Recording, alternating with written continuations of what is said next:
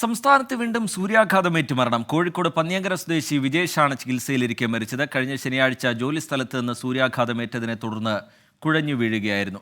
അഭിജിത്ത് മുഴക്കുന്ന് ചേരുന്നുണ്ട് വിവരങ്ങളുമായി. അഭിജിത്ത്, വിശദാംശങ്ങൾ എന്താണ് അഭിജിത്ത്?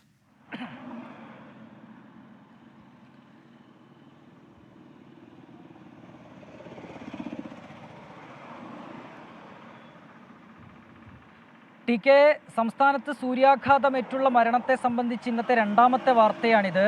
ഇപ്പോൾ പന്നിയങ്കര സ്വദേശി വിജേഷിൻ്റെ മരണത്തെ സംബന്ധിച്ചുള്ളതാണ് പുറത്തുവരുന്ന പുതിയ വാർത്ത. ഇദ്ദേഹം ഒരു പെയിൻറ്റിംഗ് തൊഴിലാളിയായിരുന്നു.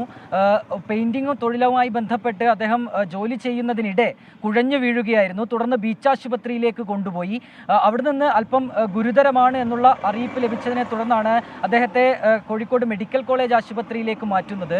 തുടർന്ന് ഇന്ന് രാവിലെ 4 മണിയോടെ മരണം സംഭവിക്കുകയായിരുന്നു.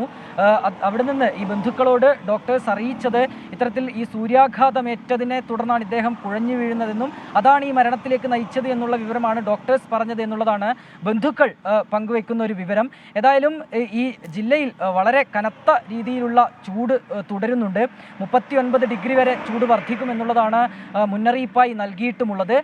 സംസ്ഥാനത്ത് ഇന്ന് രണ്ടാമത്തെ ഈ സൂര്യാഘാതമേറ്റുള്ള മരണമാണ് റിപ്പോർട്ട് ചെയ്യുന്നത്. ടി കെ, ശരി, അഭിജിത്ത് മുഴക്കുന്ന വിവരങ്ങൾ നൽകുകയായിരുന്നു. നേരത്തെ മലപ്പുറത്ത് വയലിൽ കുഴഞ്ഞു വീണ് മരിച്ചു എന്നുള്ള വിവരം കൂടി പുറത്തു വന്നിരുന്നു. ഇപ്പോൾ സംസ്ഥാനത്ത് വീണ്ടും സൂര്യാഘാതമേറ്റ് മരണമുണ്ടാവുകയാണ്. കോഴിക്കോട് പന്നിയങ്കര സ്വദേശി വിജേഷാണ് ചികിത്സയിലിരിക്കെ മരിച്ചത്. ചൂട് കൂടും, വരും ദിവസങ്ങളിലും ചൂട് കൂടും എന്നുള്ളത് തന്നെയാണ് മുന്നറിയിപ്പ്. അതുകൊണ്ട് എല്ലാവരും പ്രത്യേകം അക്കാര്യത്തിൽ ജാഗ്രത പുലർത്തുക.